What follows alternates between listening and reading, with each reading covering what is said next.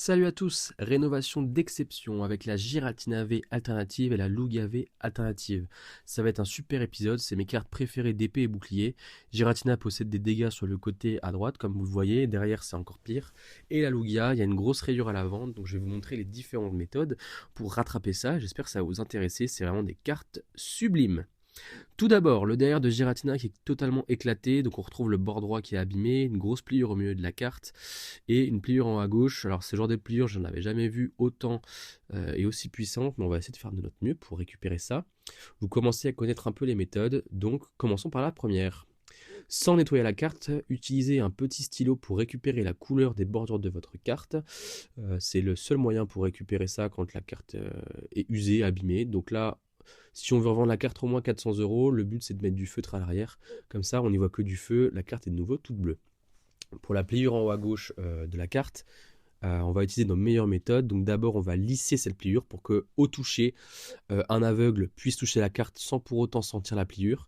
C'est vraiment super important, comme ça vous pouvez arnaquer les gens et en fait comme il se retrouve que au toucher, il ne pourra pas savoir que la carte est abîmée. Donc ça c'est juste excellent. Ensuite pour la pliure du milieu, celle-ci elle est un peu différente parce que c'est une ligne très étroite. Donc cette ligne très étroite, il n'y a pas 110 000 méthodes, humidificateur, toutes ces arnaques quand on vous montre en vidéo, oubliez-les. Prenez juste un ciseau et vous coupez très fin, suivez la pliure au plus proche. C'est vraiment important que ce soit très fin parce que sinon finalement le trou va se voir. Le but c'est quand même que la personne puisse acheter une carte et qu'elle ne se rende pas compte qu'elle a été rénovée. Voilà. Donc là, on se rend compte quand même que la carte est bien mieux, euh, mais c'est pas fini. On est quand même des pros. Moi, le bord en haut à droite qu'on avait traité, je préfère le changer parce que je n'étais pas satisfait de notre traitement. Oui, la carte était lisse, mais bon, ça se voyait encore. Donc pour ceux qui ont encore la vue, bah, ils voyaient en fait ce petit problème. Donc moi, je préfère complètement remplacer le dos. Comme ça, la carte, en fait, elle est neuve. Ça passe inaperçu. Et là, pour le coup, on me demande souvent est-ce qu'une rénovation peut faire monter la carte à PSA 10. Bah là, franchement, vous êtes tranquille. Je pense que même au microscope, ils ne sauraient pas voir parce que le dos est remplacé, quoi. Si vous voulez vraiment faire un travail de pro, utilisez un stylo chauffant, on trouve ça sur Amazon. Vous mettez la puissance maximale et sans protection pour surtout bien brûler la carte et que la colle prenne.